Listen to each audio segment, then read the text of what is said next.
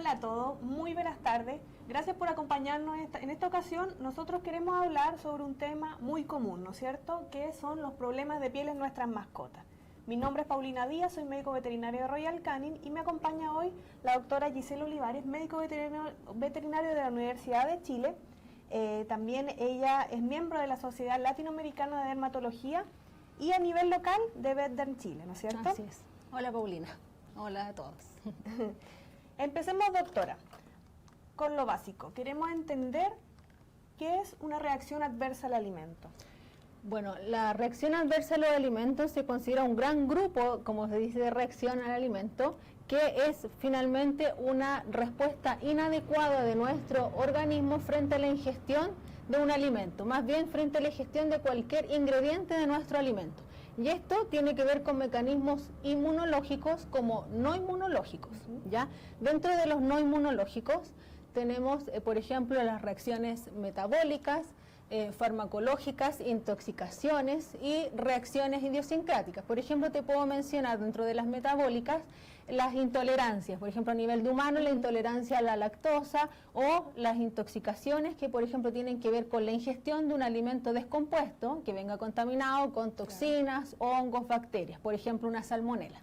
¿Ya? Ellos no tienen que ver con un mecanismo inmunológico, ¿ya? Y el otro gran grupo que incluye dentro de la reacción adversa al alimento tiene que ver con reacciones de tipo inmunológico, y acá tenemos la hipersensibilidad alimentaria o las alergias alimentarias, ¿ya? Con relación a eso, doctora, ¿qué son las alergias alimentarias? La alergia alimentaria es una reacción de hipersensibilidad y que tiene que ver con una reacción a la ingrediente del alimento, que principalmente son proteínas. Acá en nuestros pacientes en Chile las principales proteínas a las que son alérgicos son a la proteína del pollo, la proteína del vacuno, productos lácteos o incluso el salmón en los gatos, por ejemplo, que tiene que ver con proteínas que están ya sensibilizados nuestros pacientes y que vienen en la mayoría de nuestros alimentos. Ahora, estas alergias alimentarias pueden tener signología gastrointestinal o signologías dérmicas o incluso compartir la signología. Cuando en la anamnesis es muy importante preguntarle al propietario sobre signos gastrointestinales, es importante considerar, por ejemplo, que te digan que vienen con flatulencias, con vómitos, con diarreas o sino incluso que sea una mayor frecuencia a la hora de defecar comiendo un alimento premium, por ejemplo, que defeque 5 veces en el día ya no es normal, ¿ya? Y dentro de las manifestaciones dérmicas, el signo principal cardinal es prurito o picazón. Y este picazón es constante todo el año. Ya. Esa es una de las características, ¿ya? Y lo más importante es que se puede presentar en una edad variable. Podemos considerar quizás desde los 4 meses, incluso a los 11 años, ¿ya? Por lo tanto, es muy variable su presentación. Pero lo principal te diría yo que es el prurito, que es todo el año y que se puede presentar solo o bien acompañado de la signología gastrointestinal. Ya. Bueno, acá tenemos una gráfica que me gustaría que quedara un poco claro de que muchas veces la signología dérmica, que yo hablaba del prurito, la picazón, que es todo el año, tiende a confundirse con otro tipo de alergia, que principalmente hablamos de la dermatitis atópica o la alergia ambiental. En esta gráfica podemos ver un paciente canino donde vemos los sitios de mayor afección tanto en alergias alimentarias como dermatitis atópica. O sea, a lo que voy es que por la signología yo no podría decir a priori que este perro es alérgico alimentario o es alérgico ambiental. Acá lo que podemos ver que afecta principalmente la zona, por ejemplo, de la mucosa labial, la zona axilar, la zona de los ingles, y un signo muy característico en los perros es el lamido de las manos, ya que se puede presentar en ambas alergias. Entonces aquí, para que quede claro, las alergias tanto ambientales o dermatitis atópica y la alergia alimentaria pueden cursar iguales en un dermograma en un paciente, por lo tanto el diagnóstico tiene que ser mucho más certero para llegar a él. Entonces, con relación a tú mismo, ¿qué tan comunes son estas alergias alimentarias y cómo puedo diagnosticar una de estas alergias? Mira, lo más importante es que no son tan comunes, pero puede ser incluso que estén sobrediagnosticadas. En general no debería superar como entre el 5 o el 15% quizás de los pacientes dermatológicos, o sea, igual es bajo, pero probablemente sea sobrediagnosticada por lo mismo que te digo, que a veces se confunden los signos con otras hipersensibilidades, como dermatitis alérgica a la picadura de la pulga o incluso a la dermatitis atópica. Entonces ahí el diagnóstico, si está bien hecho, eso es lo principal para considerar la casuística, pero la verdad es que la presentación es variable, pero no es tan frecuente, ojo con eso, lo más importante es llegar al diagnóstico. Bueno, para llegar al diagnóstico de la alergia alimentaria, lo primero, antes de que veamos esta gráfica, me gustaría recalcar de que no hay una prueba diagnóstica, ni serológica, ni un examen rápido, ni un test que a mí me diga, quiero hacerme el test para diagnosticar a mi perrito a qué es alérgico. La verdad es que como está esta similitud de los signos clínicos, siempre el diagnóstico de una alergia, tanto alimentaria o dermatitis atópica, es solo clínico y por descarte. Ya no hay pruebas, ya está aprobado en todas las literaturas que no hay pruebas diagnósticas rápidas ni test que me digan que el paciente es alérgico alimentario ni rápidamente, sino que la única manera de diagnosticar la alergia alimentaria o la dermatitis atópica es por descarte, y siempre partimos por descarte de que nuestro paciente no tenga una alergia alimentaria, eso es lo primero. Ahora, para el diagnóstico de la alergia alimentaria, lo principal es someter a nuestros pacientes a una dieta de exclusión desde 8 a 12 semanas, incluso en gatos un poquito más, ya a una dieta 100% hipoalergénica, ya que son dietas ojalá 100% hidrolizadas. ¿Ya? Considerando eso y la gráfica que tenemos, sometemos a nuestro paciente a 8 a 12 semanas con esta dieta en forma estricta, comiendo nada más que su pellet y agua, porque cualquier snack o pedacitos de otra cosa que pruebe nos arruina todo el diagnóstico. Por lo tanto, eso es lo principal y un real compromiso de los dueños para llegar a este diagnóstico, que no es rápido, es lento. Recién vamos a ver respuesta a los 2 meses. Entonces, se hace esta dieta de exclusión que dura entre 8 a 12 semanas y vemos si el paciente responde o no respecto a su signología, que recordemos que era una signología que pudiese ser gastrointestinal, dérmica o ambas. Entonces, en estos 2 meses tenemos que ver si el paciente responde o no responde. Si en los 2 meses de una dieta exclusiva nuestro paciente no presenta ninguna mejoría, quiere decir que el diagnóstico de la alergia alimentaria se descarta y tenemos que buscar otras causas o, por ejemplo, que nuestro paciente sea atópico y que sea una alergia ambiental. ¿Por qué? Porque no tuvo respuesta a la dieta de exclusión.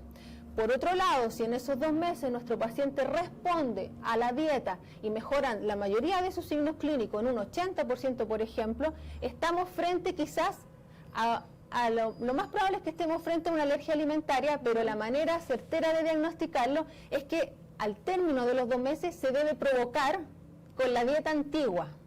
A veces los propietarios no quieren hacer eso porque cuesta tanto mejorarlo, pero hay que hacerlo para el diagnóstico. Entonces consiste en que ellos están los 2 meses con la dieta, mejoraron, pero se tiene que exponer de nuevo a la dieta que comía.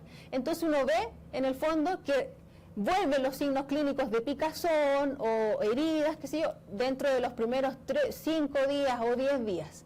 Si presentan esa recaída en el fondo con los signos clínicos, debe volver a su alimento hipoalergénico. Si mejoran los signos, ahí recién tenemos el diagnóstico de la alergia alimentaria. ¿Y qué implica eso? Que este paciente debe consumir de por vida el alimento hipoalergénico. ¿Ya? Ahora, si en ese presentación de crisis que tuvo y vuelve al alimento hipoalergénico y no mejora, quiere decir que de nuevo hay que reevaluar el diagnóstico y quizás estamos frente a un alérgico, pero ambiental y no alimentario. Por lo tanto, la única manera es hacer esta provocación con la dieta antigua y que mejore con la incorporación de este alimento hipoalergénico. ¿Ya?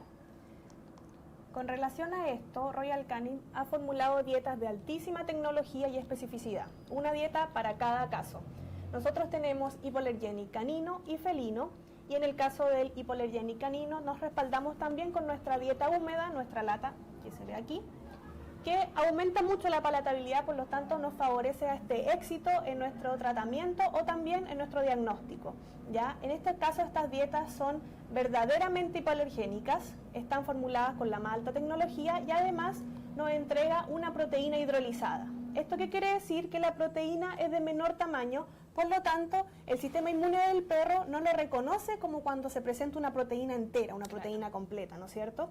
Y además nosotros tenemos nuestro complejo patentado de skin barrier o barrera de piel, ¿Para qué nos sirve esto? Principalmente para disminuir o eliminar la pérdida de agua a través de la piel y también eliminar el ingreso de alérgeno o de cualquier cosa que nos pueda afectar aún más la piel. Por lo tanto, podemos proteger así la piel de nuestros perros y nuestros gatos.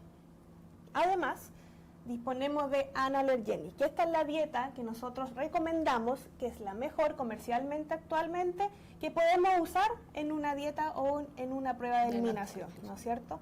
En este caso, la hidrolización es altísima, teniendo aproximadamente el 88% de las proteínas como aminoácidos libres. Por lo tanto, aquí una reacción alérgica frente a esto, que son aminoácidos libres, es casi imposible. Además, como hablamos un poco de esto de lo que pueden presentar frente a los carbohidratos, aquí nosotros presentamos un almidón purificado, ¿ya? Así que eliminamos eso también, que se pueda generar algún tipo de alergia, que es menos probable, pero también se descarta de ese tipo.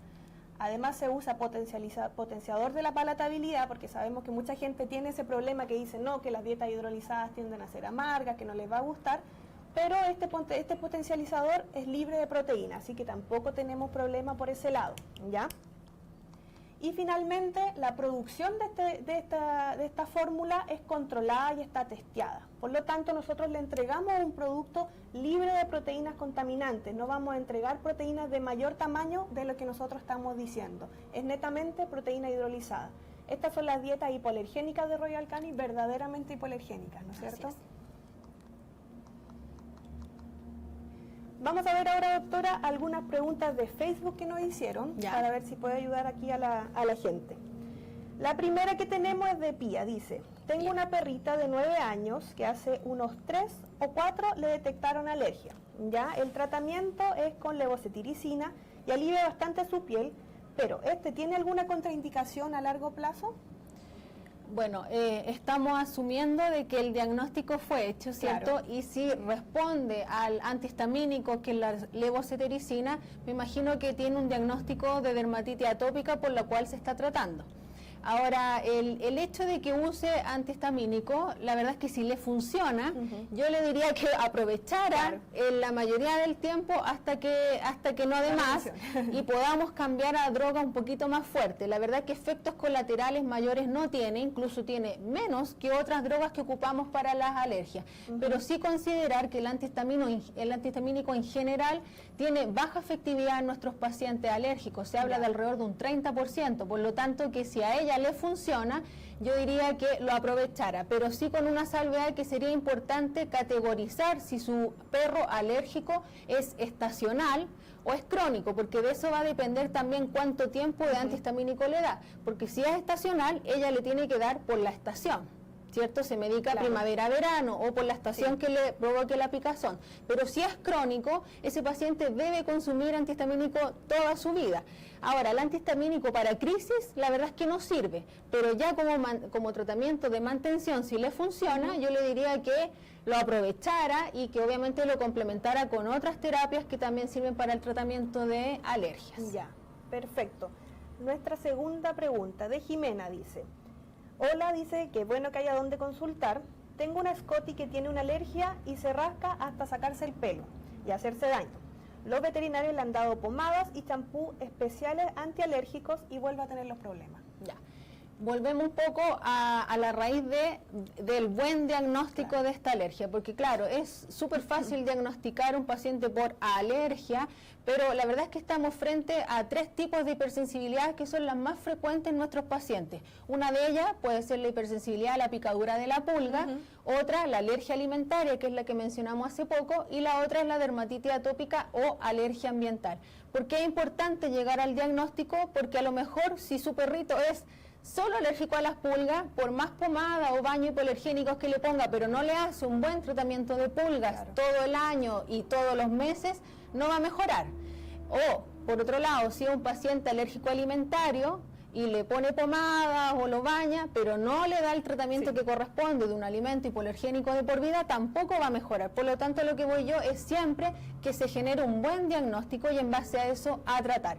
Ahora, si ya estamos frente a un paciente atópico o alérgico ambiental, la verdad es que la mayoría de los pacientes no se controlan solo con baño. Ahora, los baños hacen el 60% de la terapia, así que es súper bueno hacer eso, pero también a veces hay pacientes que necesitan medicaciones más fuertes que otros. Cuando estamos frente a un paciente alérgico, no hay un tratamiento único efectivo para las alergias, sino que siempre se tiene que ver al paciente como un individuo. Entonces, cada paciente puede necesitar otras cosas, entonces eso es lo principal. Pero probablemente ese paciente necesita cosas un poquito más potentes que solo baños. Claro. Nuestra tercera pregunta es de Bea, tiene una pregunta muy buena. Dice, mi gato Athos, de 3 años, recientemente adoptado, tiene los flancos medio pelados. Se los testé y no tiene ni hongos ni ácaros y es negativo a las retrovirales. ¿Cómo saber qué es y cómo puedo ayudarlo? Bueno, primero que todo, considerar que el paciente felino es súper distinto al paciente canino, en el sentido de que no es tan manifiesta su picazón. Considerar que hay pacientes que no son tan severos y uno la mayoría de las veces no ve al gato rascarse, sino que se habla de que es un paciente que se tiende a rascar a escondidas y uno no se da cuenta hasta que tiene las lesiones. Ahora, por otro lado, tampoco es tan manifiesto como en el perro porque los gatos tienen patrones de reacción. Entonces, a lo que voy yo, que por distintas causas que puedan afectar su piel, el gato va a responder con distintos patrones. Incluso si tenemos 2 gatos, uno con tiña y uno con alergia, ambos pueden responder con el mismo patrón. Por lo tanto, es muy difícil y más lento llegar al diagnóstico en los gatos. Casi siempre nos demoramos mucho más porque la mayoría es solo por descarte. Hay gatos, por ejemplo, que solo presentan picazón de cabeza y cuello, que ese es un patrón. Hay otros que solo presentan dermatitis en el lomo, que es como costrosa, que es la dermatitis miliar, y hay otros que son solo con zonas alopécicas, que quizá el gato, el caso de su gatito. Ya, ahora acá lo importante es que ella descartó varias cosas infecciosas. Claro. Descartó hongo, descartó ácaros, tiene el resto de retrovirales, por lo tanto, si sistémicamente le está bien, incluso con un examen de sangre, que no haya ningún tipo de enfermedad sistémica, por ejemplo, hipertiroidismo, que explique, que se saque los pelitos, en un gato de 3 años probablemente estemos sospechando de un cuadro alérgico de nuevo, y en ese caso la recomendación nuevamente es hacer el descarte comenzando con un cambio de dieta. Perfecto. Tenemos otra pregunta de Viviana, dice, esta pregunta es bien común, dice, ¿es verdad que bañar muy seguido a nuestras mascotas afecta su piel? Ya, esta pregunta me la hacen súper frecuente los propietarios de las mascotas, pero de mis pacientes que generalmente son dermatológicos, por lo tanto la mayoría de esos pacientes se van todos con baños. En un paciente dermatológico que tiene afecciones obviamente en la piel, hay distintas alteraciones como los recambios celulares, a veces tienen infecciones bacterianas, a veces tienen una piel reseca, son pacientes atópicos, a veces que pierden mucha agua por la piel, por lo tanto son pacientes que se tienen que bañar. Claro. Ahora, ahí la clave va a ser la elección de un buen champú. Por ejemplo, si tenemos un paciente atópico que tiene la piel muy reseca, está con picazón, ahí sí o sí tenemos que darle un champú hidratante, calmante, un champú suave. Versus si tenemos, por ejemplo, costra, infecciones bacterianas, ahí vamos a elegir otro champú quizás de tipo antiséptico por un periodo de tiempo y después les cambiamos el champú de mantención, quizás más calmante, hidratante. Yo diría que la clave ahí es la elección de un buen champú y los pacientes dermatológicos que quede claro que sí se tienen que bañar, ojalá una vez a la semana, bien seguido, incluso a veces más seguido. Ahora, un paciente normal que no tiene afecciones de piel, la verdad es que no necesitan bañarse. El propietario lo puede bañar una vez al año, 2 veces al año, sin ningún problema. Pero un paciente dermatológico siempre se está bañando, porque ayuda, como habíamos dicho, casi el 60% de la terapia. Ya, entonces es importante hacer la diferencia entre el paciente dermatológico y el paciente lo necesite a otro, un paciente sin problema. Perfecto. La última pregunta es de Natalia, dice, ¿qué puedo hacer para mantener sin otitis de causa alérgica a mi perra? Dice, su otitis es más bien crónica. Ya. Acá es súper importante hablar en general de la otitis, porque la otitis es una patología que puede ser primaria o secundaria. Cuando hablamos de la otitis primaria, por ejemplo, los típicos cuerpos extraños, la espiguita que se le metió, ¿cierto? O incluso algún nódulo, algún tumorcito, esas son otitis primaria, cosas que tú manejas la causa y se le va la otitis, ¿ya? Pero por otro lado están las otras otitis que son otitis de recurrencia, otitis crónica, que tú le preguntas al propietario y dice, no, mi perro hace 4 o 5 otitis al mes o se tratan, mejoran y a los 2 meses vuelven. Eso ya se considera otitis crónica. Cuando estamos frente a ese tipo de otitis, generalmente tenemos que asociarlo a causas secundarias. O sea, la otitis sería secundaria a una causa de base. Por ejemplo, si estamos en un paciente que empieza con otitis al año de edad o está a los 2 años, los 3 años, 4 años con otitis, probablemente buscamos una causa de base y esa generalmente es alérgica. Ahora, distinto es si un paciente, por ejemplo, viejito de 10 años que empezó recién a los 10 años con alergia, o sea, con otitis, puede ser alérgico, pero también hay que buscar otras causas, por ejemplo, causa endocrina, quizás causas de hipotiroidismo que estén generando la otitis. A lo que va el mensaje es que siempre cuando veamos un paciente con otitis a recurrencia, que están bien tratados obviamente, hay que buscar una causa de base de por qué se traduce en otitis, ¿ya? Ahora, esos pacientes, la mayoría de las veces, si aquí ella dice que es de causa alérgica y asegura que es de causa alérgica, ahí yo le recomendaría que para evitar el hecho de que las otitis se vayan presentando a repetición, que tenga un buen tratamiento de otitis primario, porque esa es la causa de base, por lo tanto tiene que tratar bien la alergia, y por otro lado se aconseja que esas orejitas siempre estén limpiándose. Se aconseja, por ejemplo, el uso de limpiadores óticos, que no tienen ni antibiótico, ni antifúngico, ni nada de eso, sino que su rol es solo ser ceruminolítico, en el sentido que ahí la idea es solo limpiar, uno le masajea y la idea es que se vaya limpiando el oído de adentro hacia afuera solo con gotitas, nunca cotonitos, que es más irritante, pero sí son pacientes que se mantienen con gotas ceruminolíticas o limpiadores óticos, ojalá el más suavecito que haya en el mercado, y se hace limpieza 1 o 2 veces por semana sin problema. En la medida que tú limpias ese oído, lo mantienes limpio de ese cerumen, mantiene un ambiente más bien ácido y evita que se provoquen esta otitis a recurrencia. Ya. Muchas gracias, doctora, por todas las respuestas. Gracias. Ahora vamos a ver finalmente qué tips le puede dar a los dueños de mascota cuando están frente ya a una prueba de eliminación. Bueno, cuando estamos frente a la prueba de eliminación, aunque les dé pena, que el perro los mire con cara de hambre, ahí lo más importante es hacer un descarte exclusivamente con su alimento hipoalergénico. ¿En qué se traduce eso? Que pellet y agua, nada más, aunque duela el corazón de dejarlo sin nada, ni una amiguita de pan, ningún snack, ni nada de eso, porque cualquier cosa de eso vuelve a cero el diagnóstico. Por lo tanto, lo más importante es que no pruebe otros alimentos, ni otras proteínas, ni otro snack, ¿cierto? Que no languetee de otros platos también. Y también lo más importante es considerar que cuando está haciendo la dieta de exclusión con el alimento, aparte de tenerlo con un alimento hipoalergénico los 2 meses y ser súper estricto en eso, también mantenerlo a raya con las sobreinfecciones que se pueden presentar en ese momento. Por ejemplo, si se nos mete una pulga ahí a nuestro paciente o si se contacta con otro perro y le da sarna, y no sabemos y no lo controlamos, vamos a decir, chuta, nuestro esquema de exclusión falló porque se está rascando como loco, pero en realidad es porque o se le puso una pulga. Por eso siempre cuando se hace el descarte de la dieta hay que mantener a raya a nuestro paciente de infecciones secundarias, poniéndole su control de pulga todos los meses y en la medida que ningún otro factor nos afecte, y hacemos de esa manera la dieta de exclusión al pie de la letra. Perfecto. Por último, bueno, reiteramos que siempre es importante, si ustedes tienen sospecha o ven que su perro se rasca mucho, tiene prurito, le molesta de repente la piel, alguna cosa, siempre vayan a su médico veterinario. Ya él les puede decir si es necesario empezar a hacer una dieta de eliminación, que ellos pueden ver qué diagnóstico buscar. Ya, así que siempre ir a su médico veterinario antes que uno mismo buscar en internet. Así es. Ir al médico veterinario. Bueno. Ahora, yo quiero agradecerle por haber estado con nosotros. Muchas gracias. Ayudarnos a entender más sobre los problemas de piel de nuestras mascotas.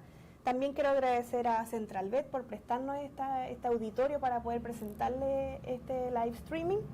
Y finalmente, como sabían, según las preguntas que nos entregaron, que le entregaron a la doctora por Facebook, vamos a sortear los 3 meses de alimento Royal Canin para su mascota, ¿ya? Y la ganadora es Natalia, la que preguntó sobre mantener sin otitis de causa alérgica a su perro. Es una pregunta muy interesante, así que Natalia, nos vamos a comunicar contigo por interno para ver cómo te entregamos tu premio, ¿ya?